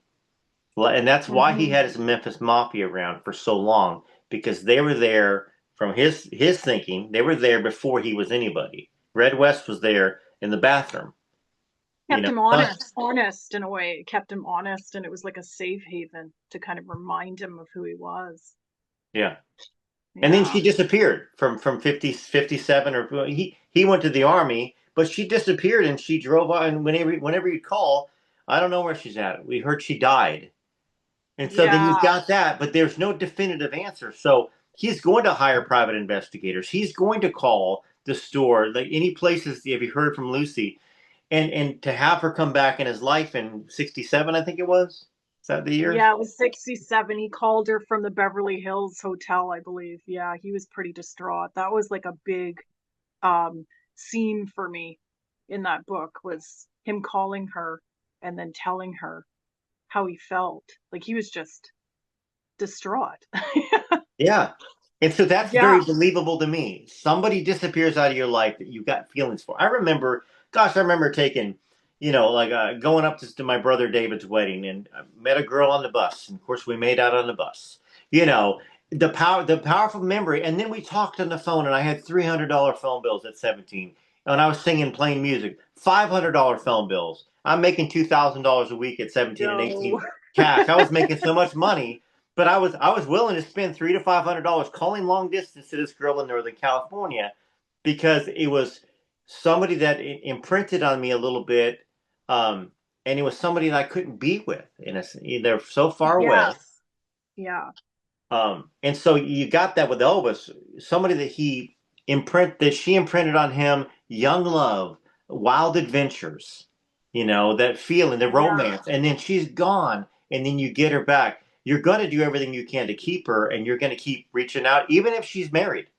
And that's what people don't want to. They don't like that idea of Elvis talking to a married woman, regardless of the fact that she was unhappy and it was a marriage of convenience. She did have children with Yes. Jack Greer, two children, Jacqueline or Yes. Yeah, Jacques and and Jacques. Jacqueline. Yeah, Jacques and Jacqueline, yeah. Jacques. I'm sorry, you pronounced it right. You should, yeah.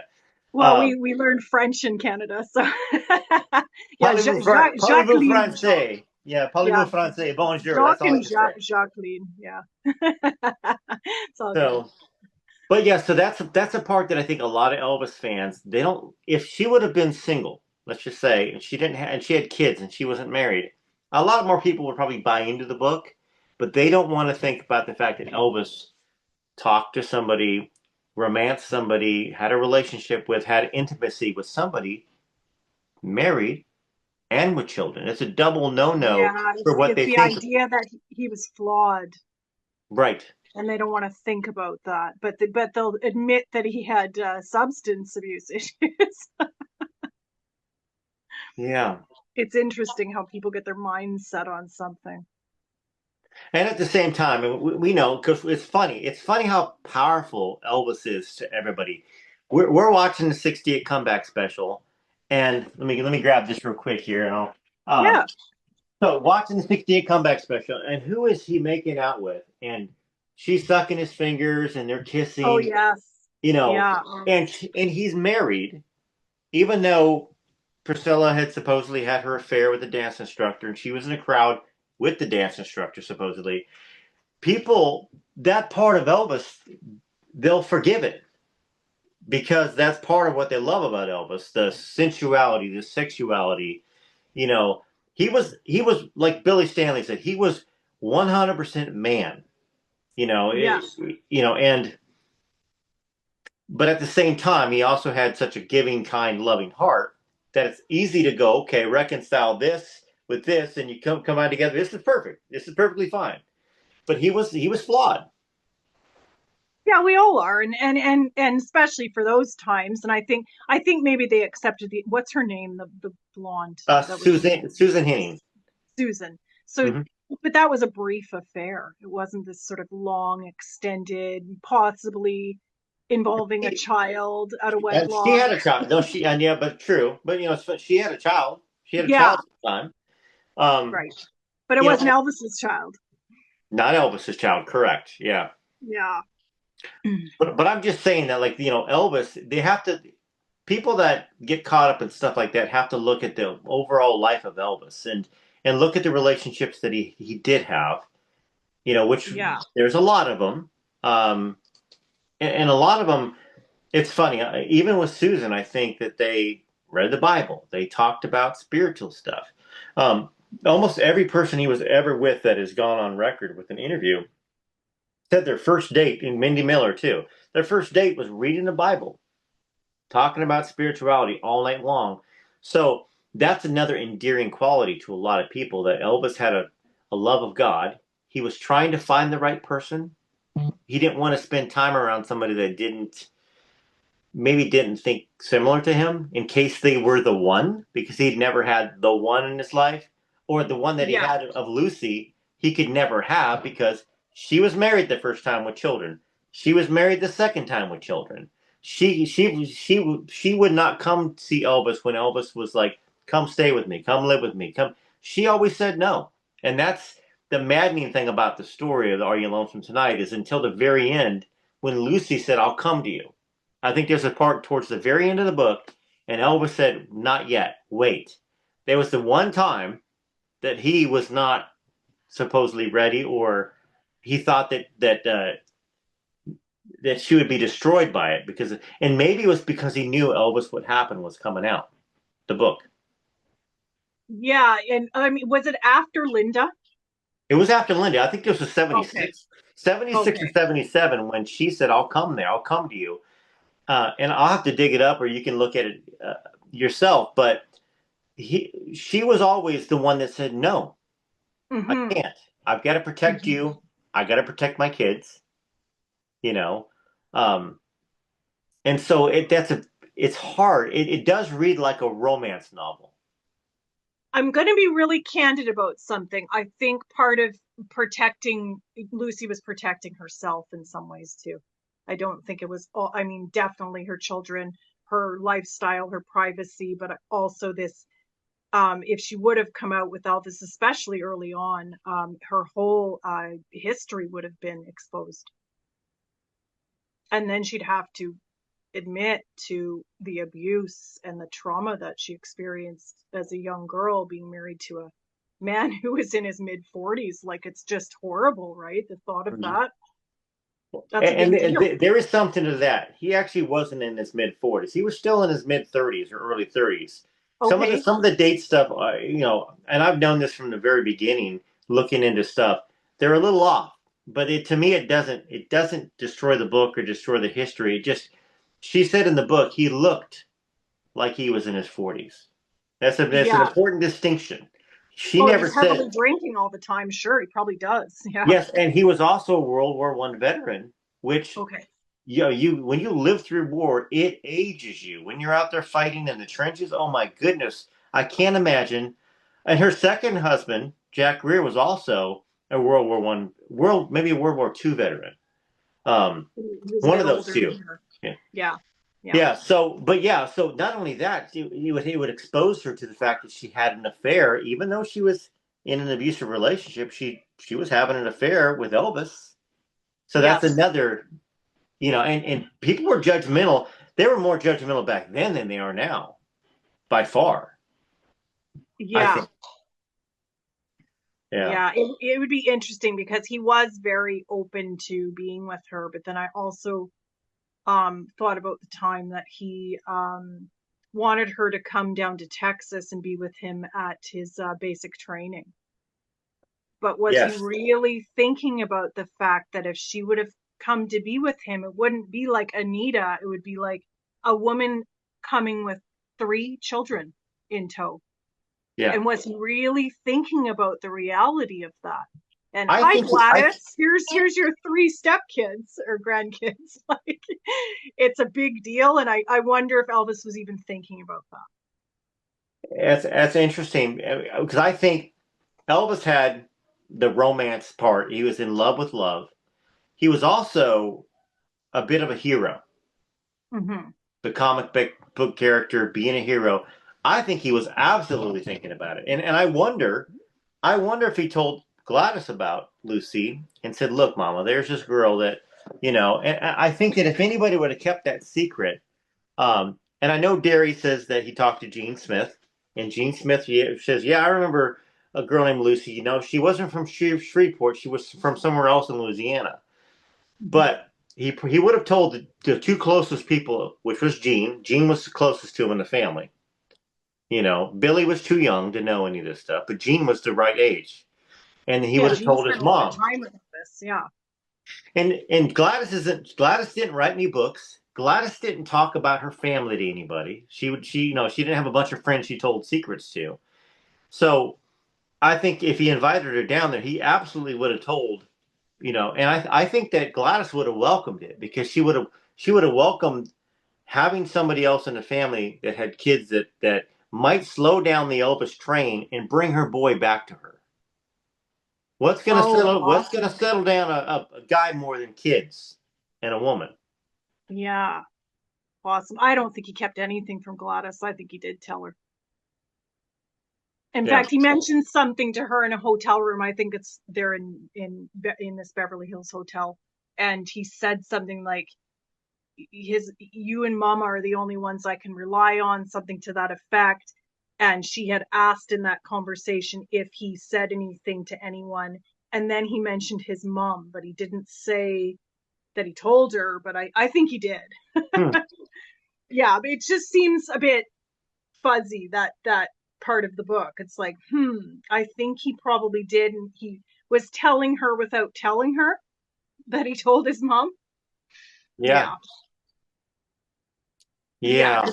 because that was hard for him. And I remember he mentioned it's mentioned in the book earlier than that he wanted to tell his mom. He told Lucy, "Oh, I'd really like to tell Mama that, Well, he was who going to bring her you to are." Grace. He was going to bring her to Graceland at one time. Yeah. He wouldn't. I don't think he would have brought her to Graceland if he hadn't told his mom that. It's interesting because Oh, Lucy.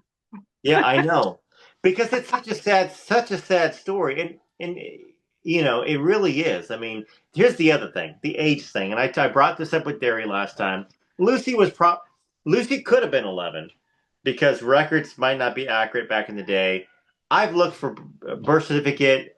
I've looked on background check sites. A lot of the sites have her where she would have been 11 years old, and some Hmm. of the sites have her at 14. Okay. So that changes the dynamic for everybody's always looking for a reason why something's not true, what's not right. But poor Lucy, whether she was 11 when she got married or 14, you're married to somebody 20, well, at least 20 years older than you. Yeah. And it's arranged. It's not like she dated this person and I fell in love. It's a horrible life. And Oh gosh, yeah. to have Elvis come in your life, and then later on run into a John Wayne. John Wayne, you know, that's where people don't want to believe it. Gosh, Elvis and John Wayne, it happens. You Yeah. run into famous people, and if he's working in your town where you live and you're attractive, you're going to catch his eye. Well, and Lucy was doing public relations and doing translating for like some sort of consulate or with delegates. She was doing fashion shows. Like Mm-hmm. she was kind of circling a crowd like that. Yeah, yeah, she was. I mean, so that was, and that's the other thing that's really interesting is that would have, in a sense, Anita Wood. She's a singer dancer. Elvis wasn't afraid of somebody with talent. He liked it. Mm-hmm. And Yeah. Margaret, singer dancer. Oh, we all know about that. So Lucy would have intrigued him because supposedly how they were introduced the second time at the Eagle's Nest by the photographer that was taking pictures of Lucy. I have a feeling I know who that. I'm trying to find out who that was. I'm doing a little Okay. research there. There's a guy that wrote for the Commercial Appeal back in the day, or the Memphis Press Scimitar, and it always says staff photo for the zoo. All these pictures of 1950s. It's just a staff photo from the newspaper. But he introduced, uh, I guess, this. So let me back up here. Mm-hmm. Introduced Yeah. introduced her as somebody that was a TV star and a model from Louisiana. It was either Mm-hmm. him that said it or the girlfriend, or the sister. So Elvis right away he remembered. Oh, here's this dancer that I was attracted to that I saw a couple weeks ago, and now she's here again. So he's going to be attracted to this person that's got a similar lifestyle as him that can relate to him. You know, I know for me, I was attracted to my wife. She was a singer like me. And I thought she was the only voice I'd ever heard that didn't annoy me that I dated that was a singer. And I hate to say that because it sounds what does that sound like? It sounds but anyways, I You have don't have almost to explain that to me. I'm very particular about my singers, and yeah, I'm more particular about my female singers for some reason. yeah. So her tone was great, her pitch was great, and I thought, oh, this is nice. And so I think that he wanted somebody that he could respect, that maybe understood what he was going through as well, even though he had just started. Maybe have this dream. You have this dream of building something together. That's a great romance. We're Uh-huh. going to take over the world together. And Mm-hmm. so, just another angle I think a lot of people don't look at. They think, oh, he wouldn't have been attracted to her. She was a mother. If she was a mother, she was a young mother. She Yeah, was well, 17 or 20. I think he liked strong women who had their own mind. I just think he was kind of caught between this very traditional thinking as well, and this fear possibly of losing Hmm. somebody he loves, right, to the world. But yeah, I think that was probably a prerequisite for his, interest in a woman. She had to have some brains and something going on other than him, right? Keep the I'm gonna, conversation I'm because he gonna, was a I'm gonna get, conversationalist. He liked I'm to gonna get, talk a lot. yeah, I'm gonna get in trouble from the Priscilla fans. But how do you fit Priscilla into that? No, I'm just kidding. I'm sure Priscilla. You know, I always felt bad for her. Like I really have always felt, and I still kind of Yeah. do because she was so young, introduced to Elvis at 24. But everybody in the Child Bride book, all the teachers, the principal, the students said that she was not smart. She was the least. I wanted to say there's a boxer rocks and then there's Priscilla, and the boxer rocks is more intelligent. You know, but she had to be very smart, very street smart. She had to be very, very street smart, life smart, because she was taking care of her siblings. She had traveled around as a military brat, you know. So there had to be not just there's probably beauty, but she couldn't sing. We know that, so that's not something that would have attracted Elvis. So was it Lucy?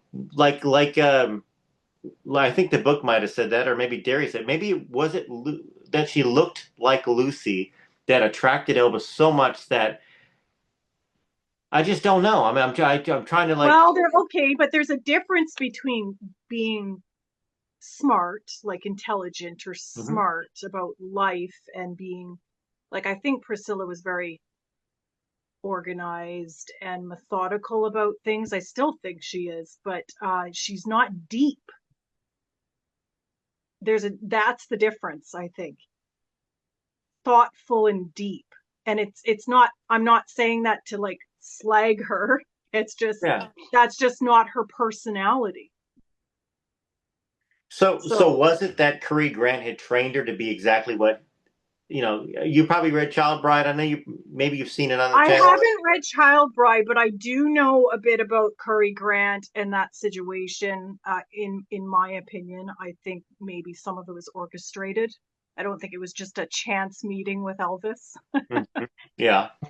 but I think she wanted to meet Elvis beforehand and Yeah. probably knew she was hanging around that cafe in Germany, and I think Yeah. she knew who knew him. I think she was listening.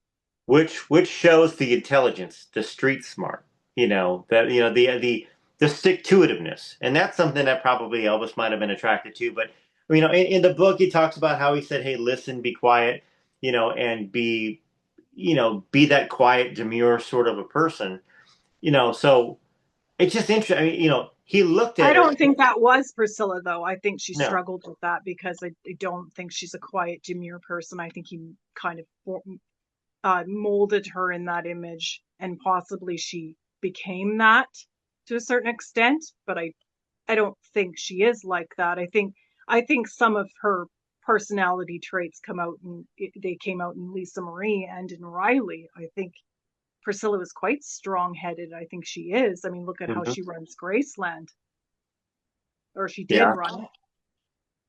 Yeah. I mean, I mean, yeah. That's a whole nother video right there. But yes, certainly The whole video about Priscilla. it's interesting how she walked in, and then Elvis immediately was attracted, and it was just Priscilla in a sense in the room. I think everybody said that Elizabeth Stefaniak, So I'm just kind of wondering.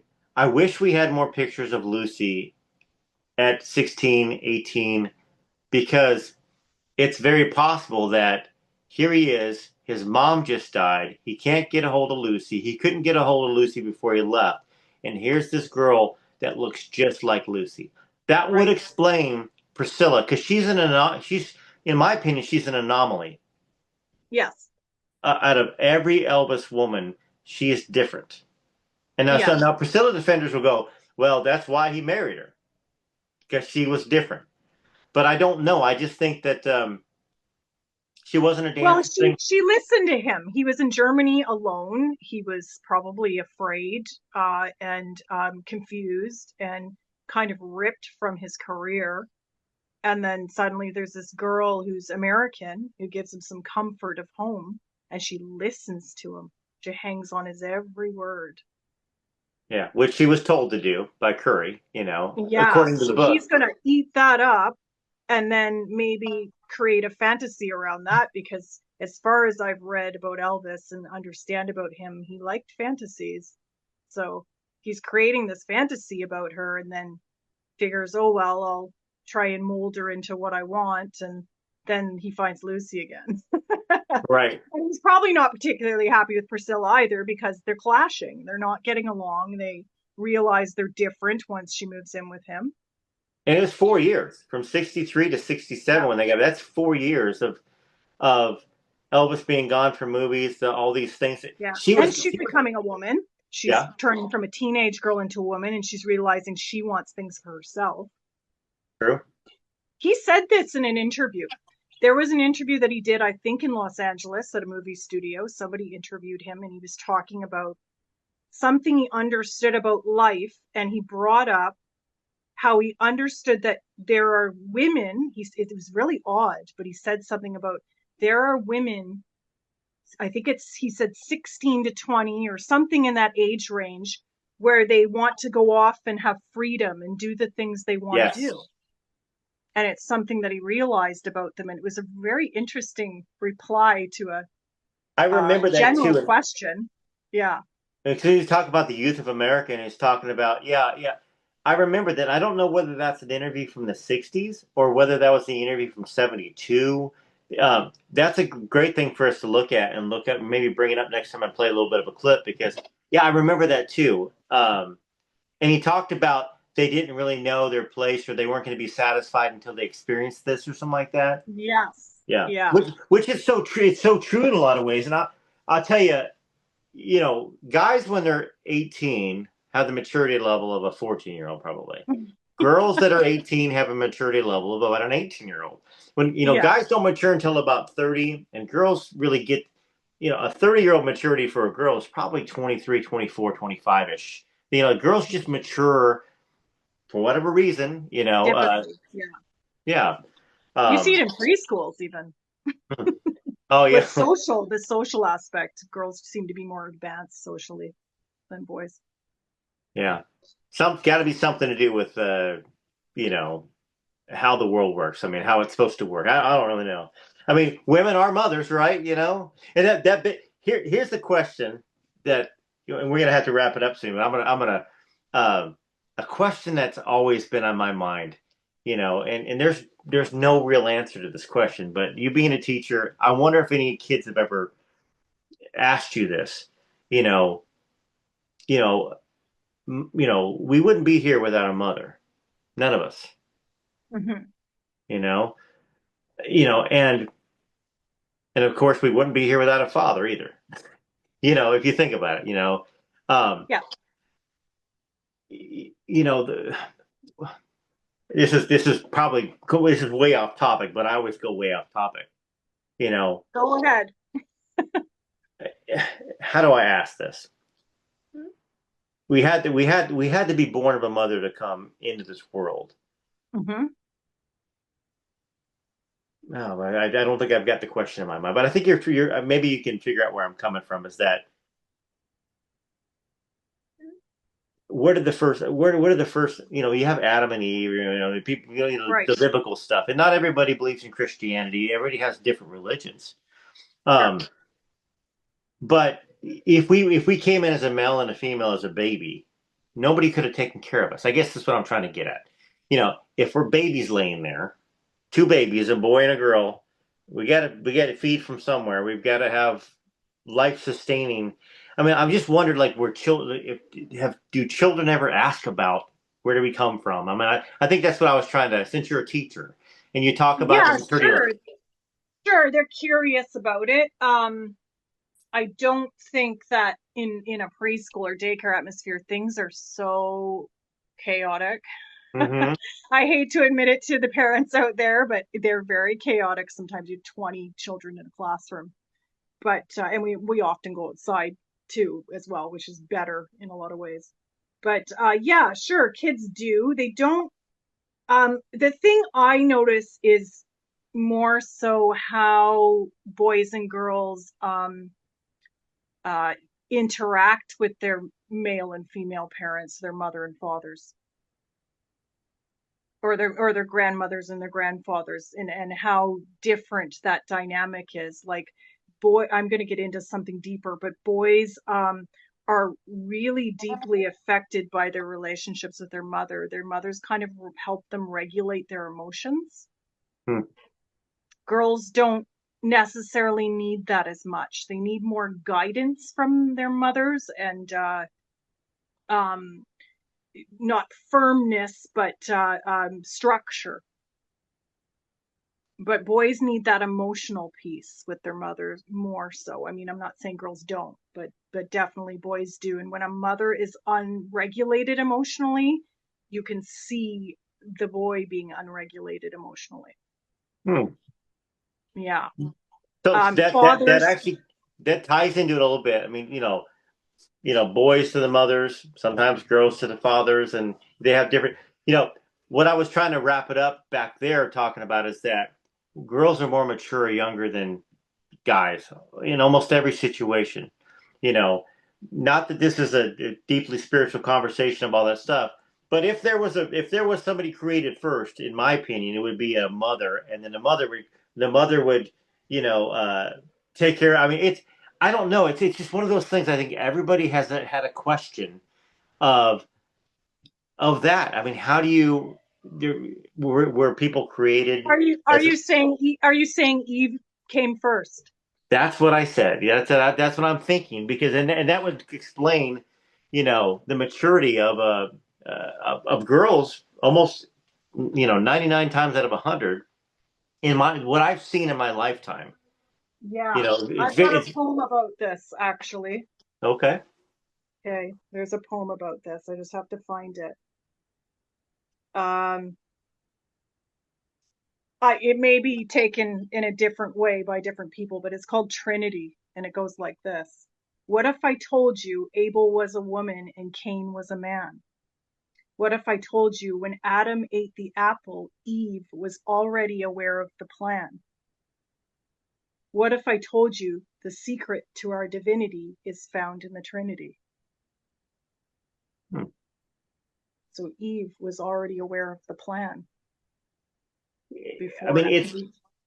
that's very interesting, and I think it's just one of those things where we are so distracted by life, working, paying the mortgage, food, vacations. Life is over like that for us. Before we know it, I know me being close to 50, it's amazing that life is maybe more than halfway over. Yeah. And some of the basic questions that we may never have answers to because we're not going to have them is something as simplistic as, you know, where Adam and Eve created as adults. If the people that do here, I guess this is where it was born from. Those that don't believe in Christianity or any of the other faiths that believe in creationism, how do we take care of ourselves if we were from a fish, and then we turned into a human that quickly, and we're laying there on the water, nobody's feeding us, but we're not clothed, we're not covered from the elements. How do we make it to toddlerhood and then adulthood? It's such a deep question that nobody has an answer to something like that I've ever heard. There's almost like an etherical like womb, like a womb, like the earth is the womb, like a mother's womb, protection. But how? And then think about it. If there's two people, Adam and Eve, or whatever their names Mm-hmm. could have been, well, they Mm-hmm. would have had children together, which, makes sense. Right. They wouldn't, you know, and then you have children, their children would have children from them, and so we're all, in a sense, from the same two people, if that's Right. the idea. If there's only two Yes. people, but if there was thousands of people created at once, it's just an interesting thing that I thought I'd bring up because for whatever reason, when we talked about the maturity of women, that how they mature so much quicker, even in preschool. So it's not even a matter of 18-year-old boys and 18-year-old girls. The girls are more mature, from what you've seen as a teacher than the boys Uh-huh. are at that age. Yes. Um, and I know that's one of those things Elvis probably thought about. I mean, he was a deep enough person and looking at all these different angles. He was curious. And so that's part of why maybe I brought it up too, is just because Elvis was always the searcher. And that's always been something on my mind that those that don't believe in creationalism, like that if they believe in what is it called? It's creationism for religion. And then those that Uh-huh. believe it, what's it called? Darwinism. Darwinism, yeah, yeah. Darwinism, yeah. That we came from the ocean or something, or we came from monkeys and we Sure. evolved, but they didn't evolve, and the other fish didn't evolve. That's Well, fine. okay.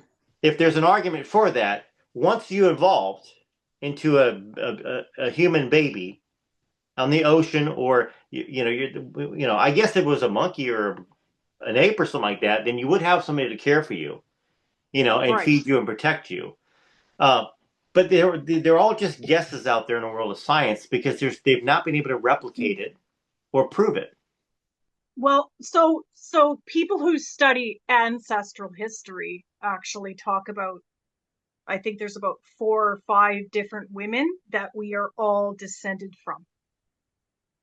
Descended from. So Mhm. yeah, so that's actually been apparently proven that there's these 4 or 5 women that everyone is related to if you go back far enough. and they're females, they're women. So Yeah. it's there's the mother.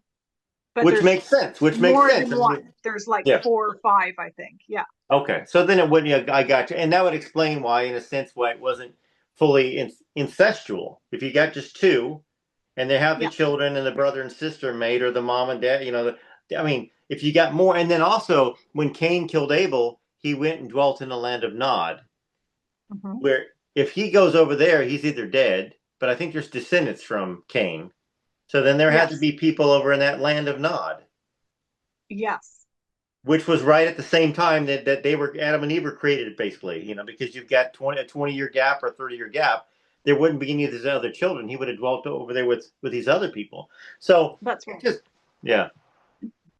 Yeah, it's really fascinating, that stuff. It's interesting because I found in my travels that uh, Elvis used to read Madame Blavatsky, Hmm. and Rudolf Steiner was a pupil of hers, and he goes into great length about spiritual history and Christianity and how we're all connected, and how um, our diet, agriculture, everything affects everything that we do. It's really fascinating stuff. You can spend years studying Rudolf Steiner's work. I've been doing it for about 10 years off and on casually. Some people are very serious about it. But Yeah. it's interesting that Elvis read that type of stuff, because Madame Blavatsky's quite in depth and complex. So you'd have to be pretty high in intelligence to wrap your head around that. Like, I'm not saying you have to be Mensa society, but you do have to be comfortable really thinking outside the box about things, and having and understanding your human experience in a larger way. Yeah. That's interesting. Well, he carried around 2 trunks of books everywhere on the road. I mean, so he had a lot of stuff. So that's interesting. I wasn't aware of that.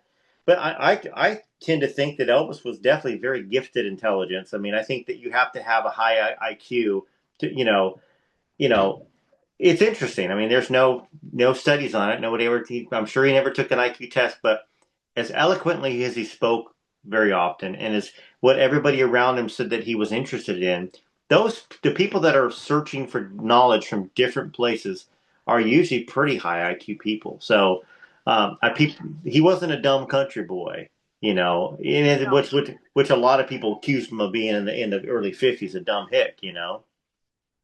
Yeah, because yeah, and I mean, families are there's so many moving parts to families, and everyone's different within a family, so you can kind of label everybody the same if one relative's a certain way or a couple of relatives are a certain way. But I think he was definitely a light in that family, and yeah, I think he was very highly intelligent. I think that's why he needed to do what he did, and why he was attracted to Lucy, and why he kind of had to be more of a man of the world, as opposed to this guy who worked at a tool company, in Memphis or Tupelo, right? Like, that wouldn't have been enough for him, even if he did take more of a conventional path or didn't become a big superstar. Yeah, well, and that's maybe one of the topics for another video, because we definitely need to do Yeah. more. I know you sent me a big old long list of things to talk about, and we might have talked about one of them, possibly. Yeah.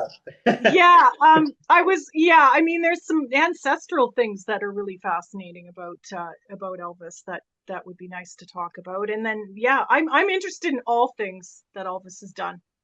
well, Yeah. good deal. Well, I've enjoyed having you on, and it's almost 2 hours, so we'll wrap Yeah. it, and then we'll figure out another time to talk. And when I Yes. do the introduction to this video, I'm probably going to read your article on Medium.com to kind Perfect. of Thank you. to introduce everybody to who you are and how, in a sense, even though you commented on some of the videos, I didn't know you were the same person that I saw write the article. So, and it impressed me. Mhm. So, um, thank you so much. Yeah, absolutely. Where's Derry hiding? Derry, he's hiding in Arizona somewhere. He's not hiding. I see him on his Facebook, and he's always at the clubs with the ladies playing pool and whatever. What Derry is an interesting fellow. He's entertaining, isn't Yeah, he? he's really quite funny, and yeah, he's a character for sure. I love it. It's great. Yeah.